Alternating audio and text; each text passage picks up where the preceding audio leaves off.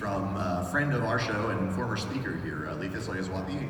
Those of you who were here our second year in Indianapolis will remember him. And I just saw this really cool tweet. I'm like, oh, I don't even remember what it said. I just remember it caught my eye, and I said, who is this guy? And then I had to go look him up, and I started reading through his blog, and I started seeing all this stuff. And I just thought, wow, what an interesting person. He's got a really cool thing going on, and I thought, this is kind of interesting. So I really quickly wrote to Letha, and I said, what's the deal with this guy? Have you ever seen him do any kind of public speaking whatsoever? Because that's one of those things we like to know that you've been on a stage before. And Letha says, oh yeah, he spoke at Layers Conf the other year, and he was really good, and he'd be awesome. He's a cool guy. I'm like, oh, okay. So then we got in touch, and I started chatting with Akil, and the more he told me of his story, the more I thought, okay, we got to get him here. We got to have him close our show in particular. And I really think you're going to find his story inspiring and interesting, and I think you're just going to like everything about him. So welcome to our stage for our last talk of the day, Akil King.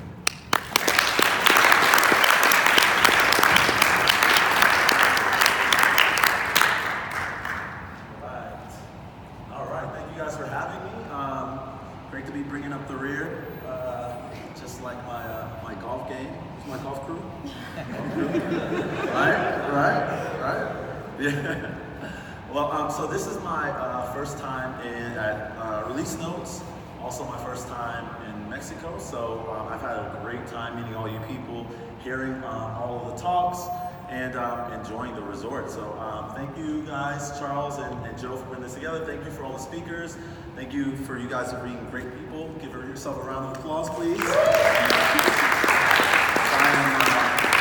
I'm the one person standing between you and drinks and dinner. So I am going to tell you what I'm talking about. I promise, but not now.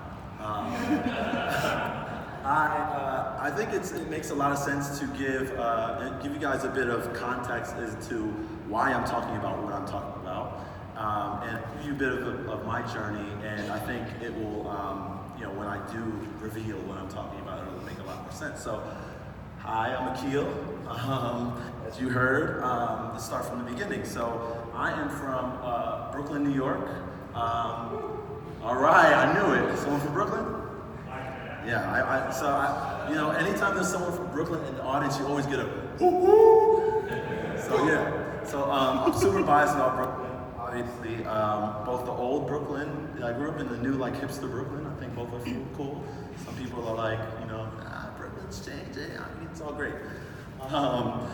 And as a Brooklyn kid, there's a couple of things that like seep through my brains, through my veins. One, of course, is hip hop. If you guys don't know who this is, you should be ashamed of yourself. A hint is he's from Brooklyn, and he's a hip hop artist, and he has a crown, so that tells you something. So hip hop was a huge part of my life growing up. It's still a huge part of my life now. And again, as a New Yorker, another thing that I'm like really passionate about, I have been since I was younger, has been fashion, right? New York is the fashion capital of the world, they say. And this is like, I found this picture online. I'm like, that kid looks like me at like 12. Found like my uncle's hat, and I'm like, yo, let's go. And then the third thing is basketball. New York is like the basketball mecca, is what they say. It's the heart of the city. I would play basketball day, night, weekends, after school, before school, during school, even though I wasn't supposed to be.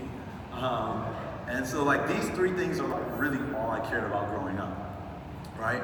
And we are at a conference that has a lot of technology underpinnings. And for me, like, my only exposure to technology really growing up was this. Does anyone know what this is? Dreamcast. Thank you. So I think I'm gonna go out on a whim and say that this is probably the first time you guys will ever hear this at a conference. Is that Dreamcast is my favorite system of all time. I worked in games for a while, and you hear all these stories. People always kind of give their confessions about like where their first experience with games, and it was always like Super Nintendo and like, oh, when I first played Metroid Prime, Dreamcast. 2K on Dreamcast. I had this friend when Dreamcast came out like a year before PlayStation 2. It was like $100 less when it came out, but by the time PlayStation 2 came out, it was like half the price. And really, that's why I got a Dreamcast. and then I had a friend in 7th grade. I remember I was in the lunchroom, and he's like, "Hey man, you have a Dreamcast, right?" And I'm like, "Yeah." And he's like, "I can get you games for $3."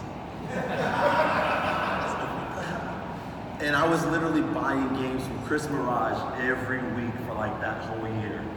Dreamcast had like a fiend. Like I'm like, give me what? I don't care. Just give $10. Give me 3 games. Give me 3 games. So Dreamcast had like this flaw. At this time, this is when like people were like burning CDs a lot, and Dreamcast had this flaw where you could like burn games. So like you could literally just copy games. And Chris Mirage had a business where he's selling games for $3. So Dreamcast again, best system of all time.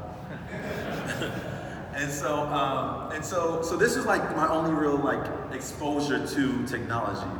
And I never really even thought as technology as like a, it could be like a career choice, right? Or a career path, right? Like it always hip hop, fashion, basketball. Until I like started like applying for colleges. And I did like these 2 college tours similar to this, and it was to HBCUs. If you guys don't know what HBCUs are, I'm gonna like give you a quick brief without like going too deep into like into the history. But HBCUs they stand for Historically Black Colleges and Universities. These universities were created right after the Emancipation Proclamation, when the slaves were freed. During slavery, black people couldn't get an education, they weren't allowed to read, they weren't allowed to write. These schools were founded in order to teach those people who were just freed, right? So for like 150 years, these schools have been really important in like educating like young black people. And when I found out the history of these schools, like going on these tours, I was like, damn, like that's deep. Like I really wanted to go. And also, I'm from New York again, and like, you go to these campuses, and I'm like, damn, there's like trees and grass, and like, it's like, what? It's like fountains in the middle of it. I'm like, damn, like I need to go here. And then of course, when you go, like they put on these amazing shows, like the marching bands and all that stuff. So, I mean, I was set. I'm like, I'm going to one of these schools. But like when I went to start applying for schools, I went to my college advisor and I was like, hey, so yeah, I want to apply to these schools. And she's like, okay. So we did my applications, and she said, okay, well, you need to put a major. Like you need to put, what do you want to major in? You have to apply as some type of major. And I was like, well, I don't know what I want to major in. And she was like, well, Akil, like, what subjects do you like? And I'm like? Like is a strong word. Miss Davidson, like hip hop, fashion, and basketball. Those are things I like. What do you mean? And so, and she's like, look, okay, fine. What subjects are you good at? And I was like, well, everyone says I'm good at math. So Miss Davidson says, okay, take the weekend, go look up engineers. Engineers are good at math. So I was like, okay, went, looked the stuff up, came back and decided I wanted to be a civil engineer, whatever that meant. So I applied like early admission to Hampton University, and I got in December as a civil engineer. So this is a picture of Hampton University. It's a beautiful university. It's on like the Chesapeake Bay in Virginia. It's a beautiful university, but it's in Virginia. No offense to any Virginians, but again, going from New York City to Virginia was like a super big culture shock for me. And so during my first year, like, I really like kind of struggled like the first half of the year. We had like, it's a private school, first private school I've ever gone to in my life. Then we had curfew the first 3 months. I never had curfew at home. Like, I'm like, oh my God, this is like, I was just beside myself. And I came up with this idea to like start a business or just start doing events, right? On campus, off campus, stuff like that. Just because I was like going outside of my mind bored. And it actually started to pick up, and it started actually doing well. And I started making some money. And the beginning of my sophomore year, I got a write-up in Black Enterprise magazine for this company. And it was like super cool. I was 19 years old, I was in the magazine, I was like, oh my God, that's amazing. But like, for me, this is, what was more important about this is not just being in the magazine, it made me just start believing that my ideas were worth something, that I could actually come up with something and it could have value to other people, right? And I can think through a plan and think through a strategy, and it could potentially become successful. And for me, it was kind of this point in my life where I was like, oh, okay, I can do stuff. Like I can do things that are cool, important, and that can be successful. And so from this point on, like I started to like try a lot of different things. I started to like, if I had an idea, I would try to push myself, stretch myself, develop myself, and get new experiences, right? And so like I made a point while I was in school to do this. Like I did study abroad. I had never been out of the country before, and my school didn't even have a study abroad program. I had to jump through so many loops just to go abroad, but I was like, I want to do this. I think this is going to give me whatever experience, right? This is going to expose me to different things, right? And I was always super, super, super focused on like stretching myself and exposing myself to different things. So like I went through college kind of with that mentality. And when it came time to start thinking about what I was going to do after college, it was kind of, for me, we had a lot of, it was in Virginia, we had a lot of companies come from New York, financial companies, Goldman Sachs, these types of companies oh, by the way, the first day, so I applied as a civil engineer, early admissions. Literally the first day of school, I changed my major to like business. I was like, nah, not doing engineering. So we had a lot of companies, like financial services companies coming down, and they weren't really speaking to me at all. And then one day, one of my friends called me about 2 hours before I was going to work, and he was like, "Hey, dude, like, Apple's coming on campus later this afternoon for reception. Like, do you want to go?" And I was like, "Sure." And so I get to this reception, and they play this. Here's to the crazy ones. The misfits, the rebels, the troublemakers, the round pegs in the square holes, the ones who see things differently. They're not fond of rules, and they have no respect for the status quo. You can quote them, disagree with them, glorify or vilify them. About the only thing you can't do is ignore them, because they change things. They push the human race forward. And while some may see them as the crazy ones, we see genius. Because the people who are crazy enough to think they can change the world are the ones who do.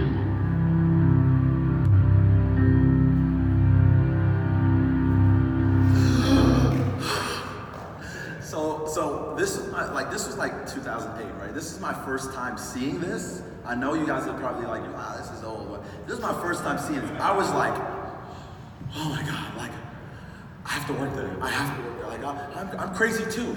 I'm crazy too. And I was just like, and this is what they started the reception off with. And I was like in the back of this reception, like losing my shit. I'm like, oh, okay, what do I do? Okay, how do I approach a recruiter? Right? Like, I approach him with like crazy enthusiasm, or do I like try to be professional? Like, man, my name's Akil King. I'm from Brooklyn, New York.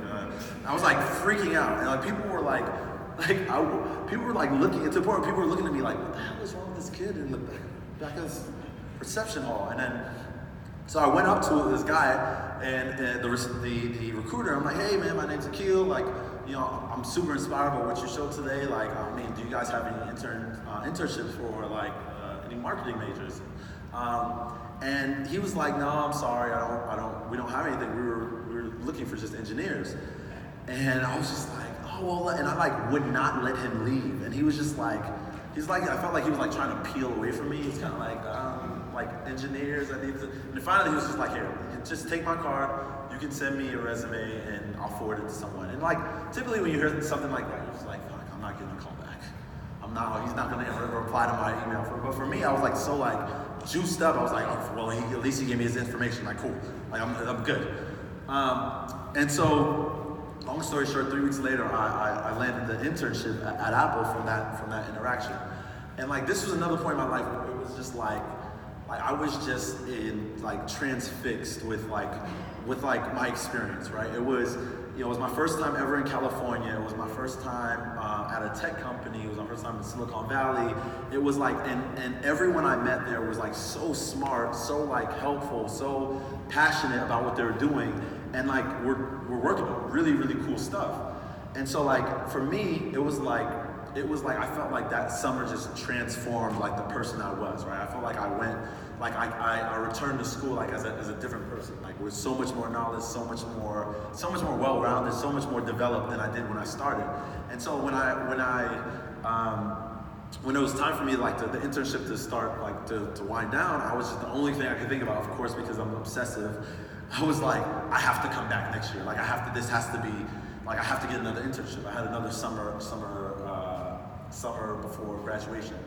Luckily that happened. It turned into another internship and then turned to full time. And again, like, working there, it was amazing. It was an amazing experience. I learned so much. I grew so much. And again, I felt like I was challenging myself and pushing myself and stretching myself. I started as a partnership manager for the books, kids, and reference segments. And basically what that means, I was helping developers develop great products for the platform. So helping them with UI, tech integration, that type of stuff.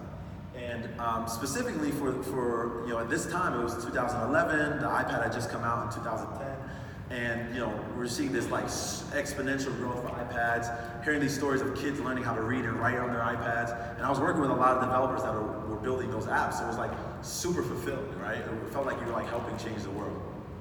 And I did that for a couple of years, and then I moved over to the game segment, which at the time was like, it had just started hitting like $1 billion a month in game revenue on the App Store. It was like going from like, it felt like you went from like doing philanthropy with like the kids apps to like being like big business, right? Like you're in like these exec meetings with like, we're talking numbers, and it's like wow, like this is a real business. And that was super challenging as well, because it was a whole different world, right? Like learning about ARPU and all these types of these metrics that you don't really learn about in the kids apps, right? It's kind of buy once and move on, right? It's about the product.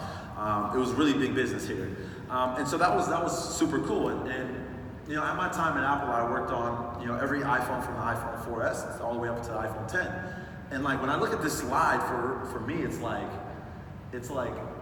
reminds me, like I started at Apple like 2 weeks. My first day at Apple was like 2 weeks after my 21st birthday, and my last week was 6 months before my 30th birthday. So I spent like all of my 20s at Apple, and at one point it's kind of cool, but then it kind of makes me want to throw up. I spent my whole 20s at one company. It's kind of won't do that again. But it was cool. Like I got to work on a lot of cool products. I got to work on new product category launches like Apple TV, Apple Watch,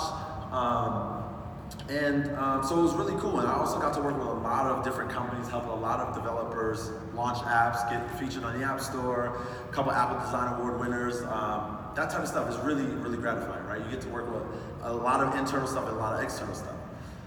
But right around the iPhone 6S, I started to kind of feel this like a bit of like an itch, like, and well, not like a physical itch, like. No mosquitoes. Mosquitoes.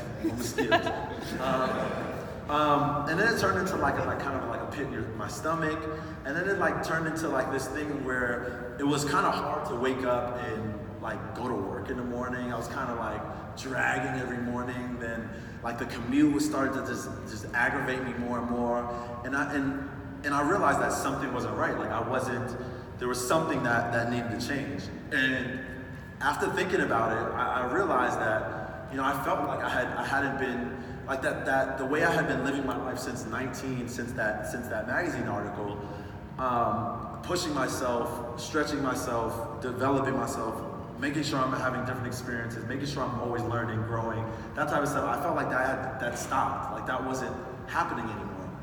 And so obviously the logical next step is saying, okay, what do I need to do? When you think about changing teams, you think about changing companies, maybe working at one of the bigger tech companies, or working at one of the developers that I really like working with, or working at a startup, another game studio, whatever. You start thinking about that stuff, and like for me, none of that stuff really spoke to me at all. And I spent a lot of time thinking about it. And so one day I was commuting to work, and I was reading this article.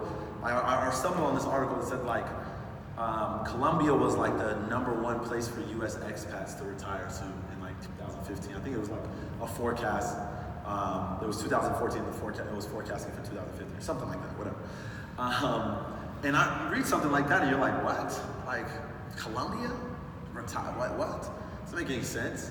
But then, like, of course, like clickbait, you click it, and then you read it, and a lot of stuff actually made sense. It's like, the education level has risen over the last couple of years. It's much safer. Infrastructure is improving. Quality of life, the culture, the music, the food, the people, the environment. It's a beautiful country. And that stuff made a lot of sense. And then that started kind of a process of me just reading a lot about Colombia and like falling in love with Colombia through like articles. And I started thinking like, maybe I won't go to another tech company. Maybe I won't do another gig. Maybe I'll just like go to Colombia and like take like a sabbatical for like 6 months and like sell ice cream on the beach or something. Like hang out, like, and then when I'm ready to come back, come back. And so at first it was kind of a joke, and then I kind of started like, hey, I might really just go to Colombia for 6 months. But before I did that, that's kind of told the story. I live in Colombia now. No surprise. Anyway, so I decided, okay, let me go visit first, right? Like, I mean, I'm not that irrational. I need to, like, if I'm gonna move somewhere, I should probably visit first. And so I visited the Caribbean coast of Colombia, Cartagena, and I spent like 2 weeks there just kind of hanging out. And I loved it. Like all the stuff I read about was true. Like the people, the culture, the islands right off the coast, the city's beautiful, and I like fell in love with this city. And then I started thinking, okay, obviously like the sabbatical is definitely possible. But then I started thinking like, when I went to some of these islands, there weren't that many like accommodations for people to stay in. Like it was kind of like this. You have these like huts that you can stay in if you're like into glamping and you like to toughen it out, which I did, which I realized that I was not into it after one night there. And then, or there's like these huge houses that are like on an island, or these huge like super expensive accommodations. And I started thinking like, maybe I could like go to Colombia and like maybe like build like a little like cabana, or like get some land and build something kind of cool down there, right? Like it would be a cool new challenge, new way to stretch myself. And at the time I was getting into to tiny houses and tiny house design quite a bit. And like this idea started to kind of grow, that like maybe I can go down there and find some land and build like maybe like a tiny house hotel on the beach. So like I started thinking about, and it's one of those things where, again, like it started the idea kept growing. I would spend all my time thinking about it, all my time looking at tiny house designs, looking at property, looking at like what this would be, what I could do down there. And I, came up with this idea, or came up with this concept of doing like a small tiny house hotel off the islands off the coast of Cartagena, and really encompassing with the design of these tiny houses, really encompassing like the city of Cartagena, the old Spanish colonial architecture, the colors, the house designs, and making like miniature versions of those. And then again, like Cartagena is, it's on the Caribbean coast, and they get 12 hours of sunlight a day, year round. And so I started thinking like, oh, maybe I could even make this thing like 100% solar. I'm thinking about this, I'm planning and developing. It got to a point where I'm like, like it turned from an idea to like a dream. And I was just like, I was at the point where like, I got it, I know what I'm doing, I'm out of here. So I left. I left Apple. And a couple weeks after leaving Apple, I left the country. And I landed in Cartagena once again with my 2 suitcases. And naturally, like I spent my first 2 weeks partying because, you know, that's what I do. I landed in Cartagena like on December 27th, 2017. And again, spent the first 2 weeks kind of just hanging out. And then it was time to get down to work. You know, trying to put this dream into reality. So you start building, you know, a plan, your network, your strategy. Start learning this business, right? Like I had no clue what this business was about. I had no clue like the business customs, like how to purchase property there. There's so much stuff I need to learn. Like so much stuff I need to learn. And then like try to start implementing that stuff, right? Like you have to kind of put a plan together, learn a bunch of stuff, like learn, plan, implement, right? And I quickly realized that like I took myself from a place where like I had a decent job, like working on some pretty cool stuff, and I voluntarily dropped myself into a fucking scene in Star Wars. Like it was like the most complicated galactical battle ever. And I was just like, and it was voluntary. And I'm like it was so complicated. Just imagine this. Imagine starting your own business. Right? A lot of you have. Starting your own business by yourself. But then like starting your own business by yourself in another country. And then starting a business by yourself in another country where you don't speak the language. And then starting a business company and you don't know the industry really, right? And like I thought to myself, I could not have made this more hard on myself. I'm a fucking idiot. Like this is crazy, right? And then, but you start trying to be like, you know, pragmatic about this and just take it step by step. Learn, implement, learn, plan, implement. But it's so much stuff going on, and you realize that you didn't really just, you know, after being there in Star Wars for like about a year and a half or a year, you start realizing that it's not really the process and learning that's like Star Wars. It's really like a mental like Star Wars, right? Like it's a battle of your mental, right? Because you start thinking like, is this dream stupid? Like, what did I do? Did I just ruin my life by coming down here? Like, seriously? Like, and then you start doubting yourself, all these things come in your mind, like, should you quit? Should you return? Should you have never done this in the first place? You know, all these thoughts of kind of fear and anxiety and, you know, and just kind of almost like in a state of depression, right? Like, because you're so isolated in Colombia by yourself. And this is like a phase that I talked about. I call it like kind of dark phases where you're questioning everything about your life, right? And then like, you know, everyone has bad days, everyone has, you know, bad weeks, right? But when you get to a point where it starts turning into like, nothing really happened yesterday, but you're waking up feeling like some type of anxiety. You're feeling like maybe this is too much, right? Like it's too much for your mind, for your body to like handle. And that's like a really, really tough thing to work through, especially by yourself. And then like, for me, it's like, you go through that after like a couple of weeks or a month or maybe even 2 months, and you start to, and then you think like, oh fuck that, man. Like, this is my dream. Like, I am Thanos. Like, I've been working my whole life for this. Like, this is what I want. I mean, and I'm 2 Infinity Stones short. 2. I mean, not like of like killing like the world, right? Not like half of it. I like that type of Thanos, right? Like, you're the good Thanos, like, right? And you're like, no, like, this is my dream. Like, this is something that I've been, you know, that I've thought about, that I want to do, right? and this is what's going to fulfill me. This is my this is my dream. And so right around like kind of going through that tough phase, and then kind of coming out and saying like, no, like this is what I want to do, and kind of reaffirming to yourself. I wrote the article that Joe mentioned about just the whole process, right? Just leaving, being at a really good job, but not feeling fulfilled and wanting to kind of push yourself, and then making that decision to like change your life and go chase this dream, and then feeling like, well, maybe it was the biggest mistake in your life, right?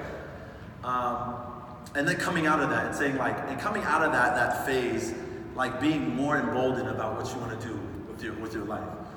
And when I wrote this, there was a couple of people reached out, and the idea was for me to write. It was kind of therapy for me, but it was also like kind of giving folks who might be on the same type of journey or might be thinking about doing that type of journey, giving them kind of some advice or tips or just sharing my experience to make people feel like they're not alone, right? Because this happens. And that's kind of how I met Joe. And so we talked about maybe me coming here and speaking about a similar subject. And we went back and forth about some ideas and longest intro ever. And that's how I came up with this talk. Mental health advice for dream chasers from a non-mental health expert. It's me. And the idea here is that I obviously am not a mental health expert, but like I feel like this last almost 2 years has been a really, really like tough test of the mental. And I think some of this stuff is similar to the article. I think that there might be other people that are going through a similar thing or will be in the future that this stuff might help. That can kind of give you some tools that I used that might be able to help you. So let's jump into it. So can you guys see this? Or can you see it? I don't know. Okay. So the first thing for me was like think about it, right? Think about it really hard. Like I spent like almost a year thinking about what I was gonna do next, right? Or where I was gonna end up. And for me, it was really important to make sure that when I left Apple, it wasn't because I was like running from Apple or running from that job, and it was more so I was running to something, right? Like there was a dream, there was a goal, there was an idea that I wanted to pursue. So I wanted to make sure that my thoughts were kind of pure, like why I was leaving, right? And I knew what I wanted to do. And for me, this really helps me like day to day when I'm starting to kind of feel that anxiety about, should I be doing this? Like things aren't going well, like I'm feeling like all this pressure. And for me, it helps reaffirm knowing that I spent so much time and I was like 1,000% sure this is what I wanted to do. It helps me like reaffirm when I'm getting in these points that, these days where I'm having bad days and I might think about, making a change. It helps me reaffirm like, no, this is what you want to do. This day, this week is temporary, right? But this goal that you have is something that you're doing to fulfill your dreams, right? Your dreams are not temporary. And so for me, this really helps kind of reaffirm my purpose for being there. Is because I thought about it and I knew this is what I wanted to do. Number 2, prepare. And know that you won't be prepared enough, really. For me, so when I went away to college in Virginia, like again, I'm from Brooklyn, New York, like I went to school and like literally when I came back for Christmas break, I had no bed, no room. I've been sleeping on the couch at my house at my house that I grew up in for like the last 13 years. I say that to say like, I didn't really have any fallbacks for like if this stuff didn't work out, right? And for me, it was super important because of this and because I knew that to prepare a lot, right? I thought I made contingency plans, fallbacks, all these things, and I gave myself way more time than I thought it would technically take to do what I'm doing. And that was super important for me because I didn't want to get there and feel like I didn't do all I could do to make this stuff happen. And so when I am, day to day, when milestones are missed, deadlines are missed, that type of stuff, I can feel okay because I know that I prepared, tied up all my loose ends in the States, I sold my car, made sure I had all my stuff together, and I prepared for like worst case scenario.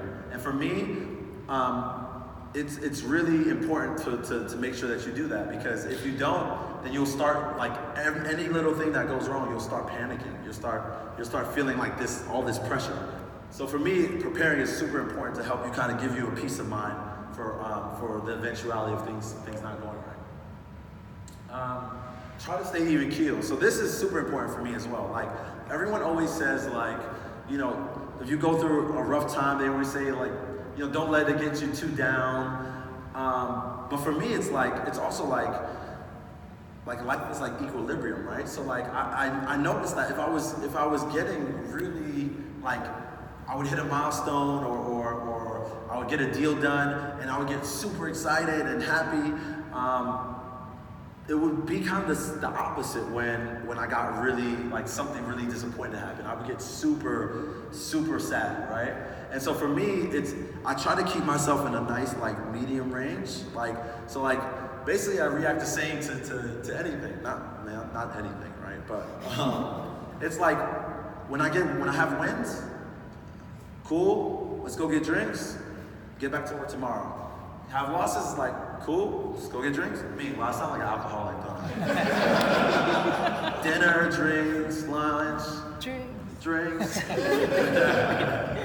Right, so I try to keep myself in a nice, like, kind of a mid-range, so that I don't get, it's working on something like this it's so long and so hard that you can quickly find yourself in this emotional roller coaster.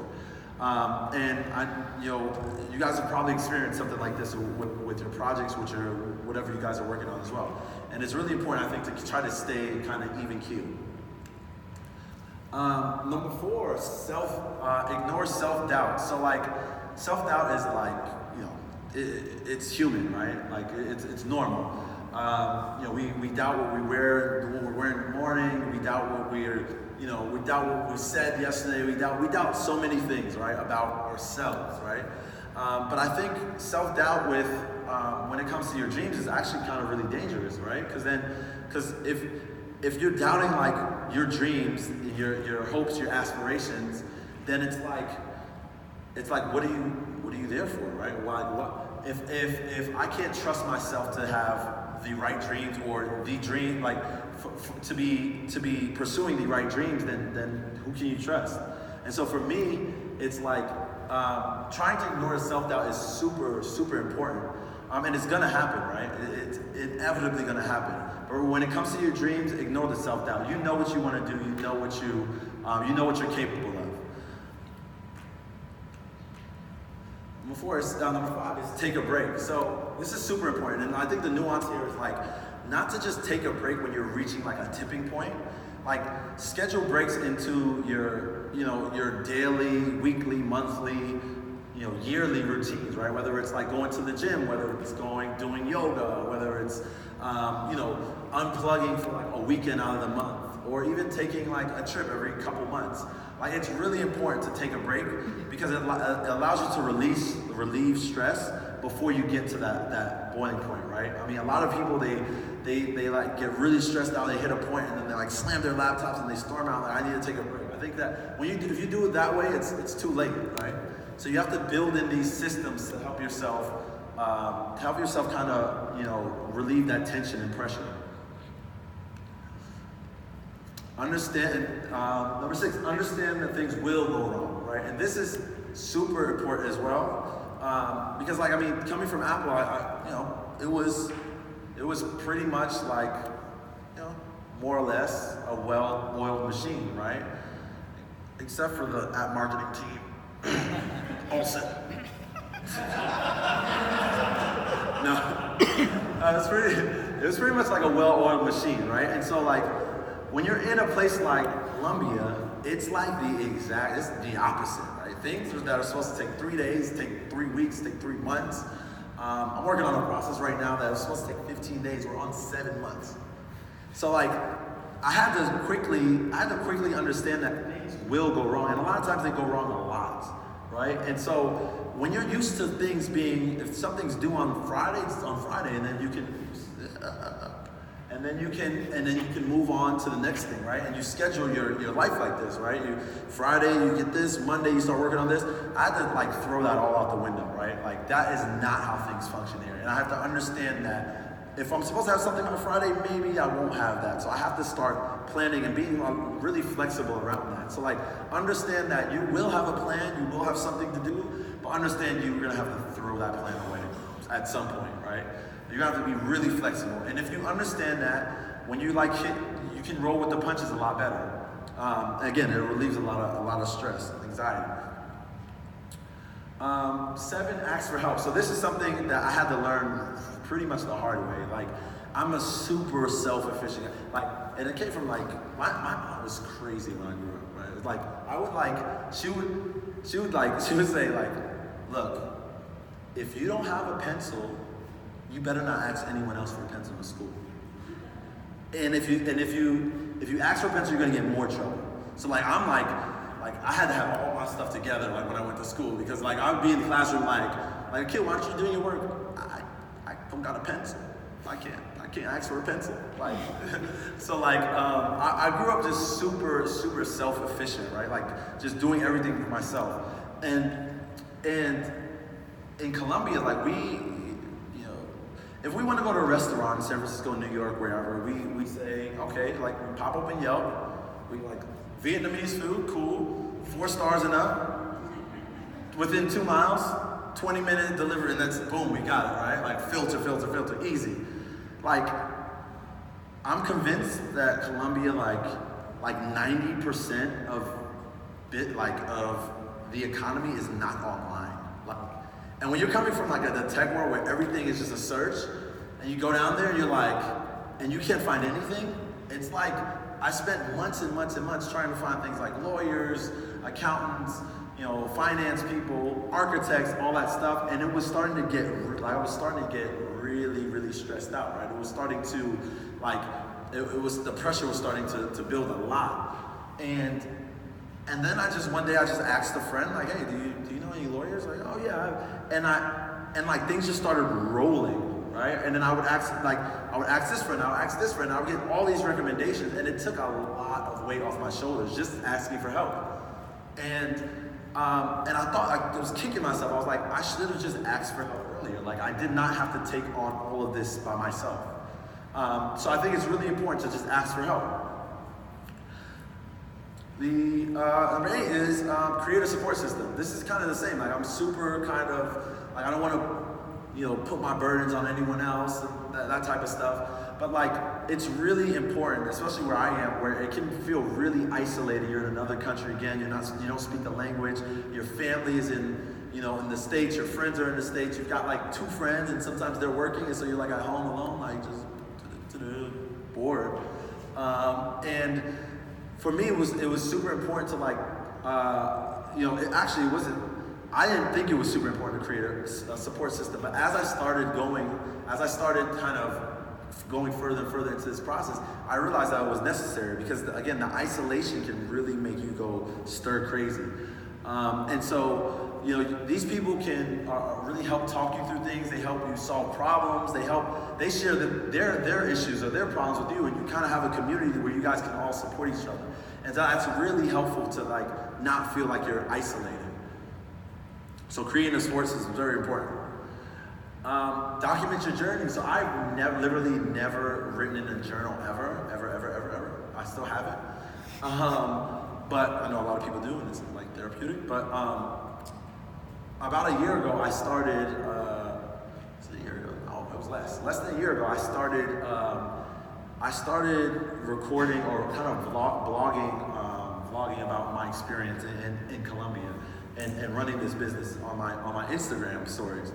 And like, surprisingly, it was super therapeutic, like for a couple of reasons. One is because like will people see your story, and when you're going through like a rough time, rough day, or something bad happens and you're talking about it, you get a lot of people that just send you love. Like, they just like, man, you can do it. Like, don't worry about it. Like, keep going, keep going. You get that a lot more than you expect. And for me, that was super, super important to make me feel like I wasn't like alone in the journey. And also like, just like personally, it allows me to look back at, you know, rough days that I had, or great days that I had, and rough days that I had. The rough days are like, you look at things and you look back at these videos and you're like, you're going through a rough time today, but you look back at this video from like 3 months ago when you thought like everything was over. And you think, and you're like, I worked through that. Like, I did that, and I'm here now. So this thing I'm going through today is not that big of a deal. Like, it's really not that big of a deal. And so it kind of gives you like the motivation to carry on. And then also like you look back at good days and you're like, well, this isn't so bad. We were having a bunch of fun like last week with the same process, and like it just someone just threw a wrench in things, and we'll figure it out, right? It's not the entire process is not like screwed, right? It's okay. And the last one is write all of this down, right? I mean, for me, this is like, I don't think any of you have heard, like, I don't think any of this information is like brand new to anyone, right? I think everyone has heard before, like, take breaks, like create a support system, ask for help. I think people have heard these themes before. Maybe today you've heard it maybe in a different way with different contexts that might help more, or might not help as much, I don't know. But all of these things we've heard of. And as I was making this kind of presentation, I was thinking like, you know, all these things are things that I think help. But like when you are in a situation, when you're in the trenches, a lot of times it's hard to kind of pick your head up and say, wait, am I taking a break? Am I taking enough breaks? Am I asking for help? Do I have a support system? It's hard to think about that when you're just like, your hair is on fire. You're like, everything sucks. I don't know what's going on. But if you write this stuff down, you can kind of check in with like daily, weekly, monthly, and just kind of recalibrate yourself to make sure that you are doing some of these things that are going to kind of relieve that stress, relieve that pressure, that tension.